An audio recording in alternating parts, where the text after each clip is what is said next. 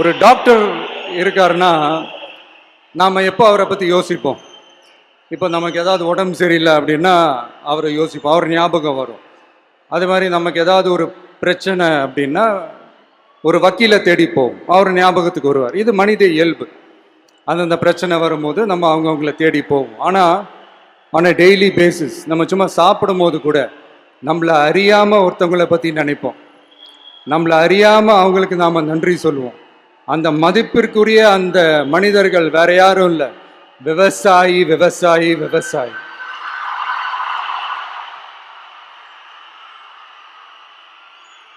அவங்க பார்க்கறதுக்கு வேணா சாதாரணமா இருப்பாங்க, ஆனா அவங்க சாதாரணமான மனிதர்கள்லாம் கிடையாது. இந்த உலகத்தையும் மனிதர்களையும் படைச்சது கடவுள்னு சொல்லுவாங்க, ஆனா அந்த கடவுளுக்கே படையல் போடுற உயர்ந்த மனிதர்கள் தான் நம்ம விவசாயிகள்.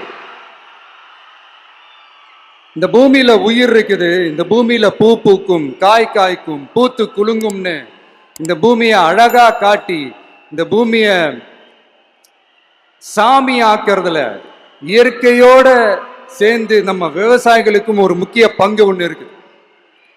அதனால நான் ஏதோ ஓவரா ஏதோ சொல்றேன்னு நினைக்காதீங்க. எனக்கு இந்த அடுத்த ஜென்மம் மறுபிறவியை பற்றியெல்லாம் எனக்கு தெரியாது. அது உண்மை அப்படின்னா அடுத்த ஜென்மத்தில் நான் ஒரு விவசாயி குடும்பத்தில் பிறக்கணும்னு ஆசைப்படுறேன்.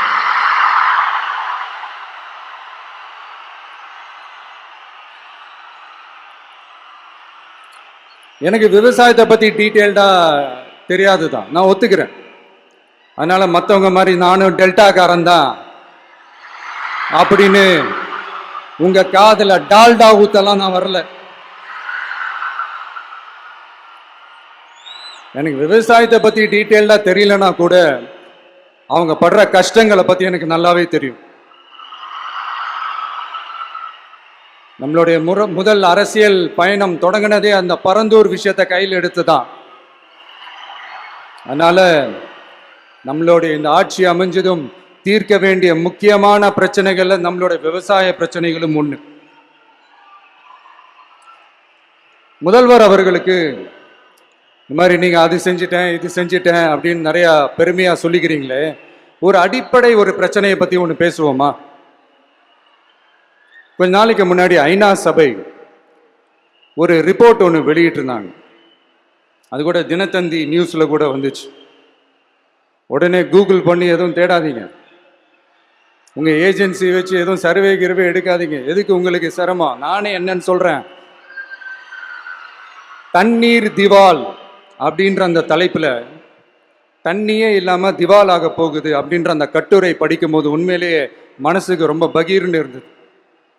இந்தியாவிலேயே அது முக்கியமா நம்ம தமிழ்நாட்டில் இன்னும் கொஞ்ச காலத்திலேயே தண்ணியே இல்லாம திவாலாக போகுதான். அதுக்கு காரணம் நிலத்தடி நீரை பாதுகாக்காம விட்டது தான் காரணமா. மண்ணையும் மணலையும் கொள்ளையடிச்சா பின்ன வேற என்ன நடக்கும்? மலைகளை முழுகினா பின்ன வேற என்ன நடக்கும்? கனிம வளங்களை கொள்ளையடிச்சா பின்ன வேற என்ன நடக்கும்? இந்த மணல் கொள்ளையில ஈடுபட்டவங்களை மேல நீங்க சரியா நடவடிக்கை எடுக்கலன்னு அது போதுமானதாக இல்லை அப்படின்ட்டு சென்னை உயர் நீதிமன்றம் சொன்னிச்சே, மறந்துட்டீங்களா? இந்த மணல் கொள்ளை, கனிம வள கொள்ளை, இதுக்கெல்லாம் காரணம் மணல் மாஃபியா குரூப் தான் மதுரை உயர் நீதிமன்றம் அந்த கிளை சொன்னிச்சு. அதை மறந்துட்டீங்களா? இந்த மணல் மாஃபியா குரூப்புக்கு ஆதரவு அளிக்கிறது யாரு? உங்க திமுக கவர்மெண்ட் தானே. அது இல்லைன்னு சொல்ல முடியுமா? அவங்களோட டீலிங்ல இருக்கிறது யாரு? நீங்க தானே. அது இல்லைன்னு சொல்ல முடியுமா? தண்ணி திவாலாக போகுது, மணல் திவாலாக போகுது, கனிம வளம் திவாலாக போகுது. மொத்தத்துல உங்க ஆட்சியில தமிழ்நாடு திவாலாக போகுது. கடன் மேல கடன் வாங்கிட்டு உங்க கவர்மெண்டே குப்பராட்சி படுத்துக்குச்சு. உங்ககிட்ட பேசுறதும் ஒண்ணுதான். சரி, அதை விடுங்க.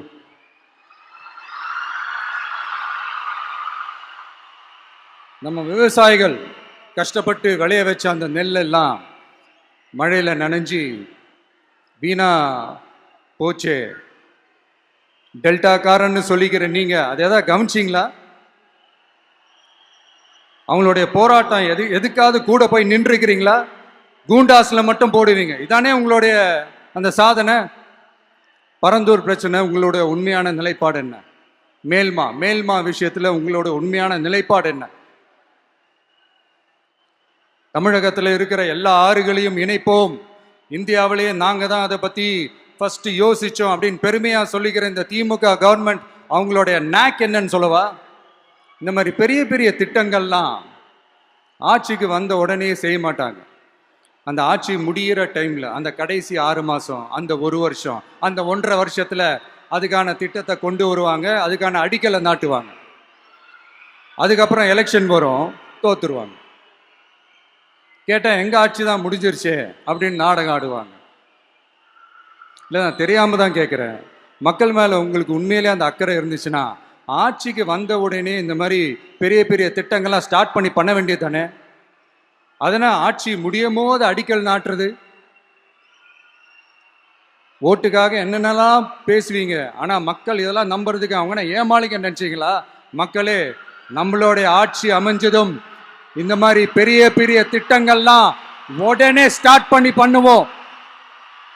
அதை அந்த 5 வருஷத்துக்குள்ள அதை முடிக்கவும் ட்ரை பண்ணுவோம்.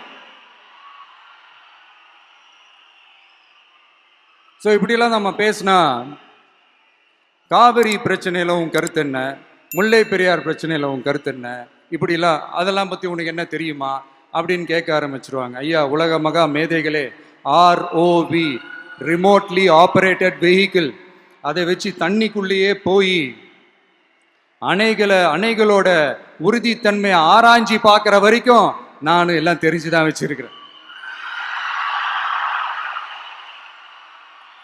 ஒருத்தன் சைலண்டா இருக்கான், அமைதியா இருக்கான்னா உடனே அவனுக்கு எதுவுமே தெரியாதுன்னு நினைச்சிடாதீங்க. சும்மா கருத்து சொல்லிக்கிட்டு கம்பு சுத்திக்கிட்டு இருந்தா எல்லாமே நடந்துருமா? நசன் பேசி அதை கேட்டு மக்கள் வெறுத்து போயிட்டாங்க. உருப்படியா ஏதாவது யோசிங்கயான்னு மக்கள் நினைக்கிறத யாருக்கு தெரியுதோ தெரியலையோ, எனக்கு அது நல்லாவே தெரியுது. உரிய இடத்துக்கு போய் சம்பந்தப்பட்டவங்களோட பேசி அதுக்கான சொல்யூஷன் என்னன்னு தெரிஞ்சுக்கிட்டு அதை ப்ராப்பரா எக்ஸிக்யூட் பண்ணணும்.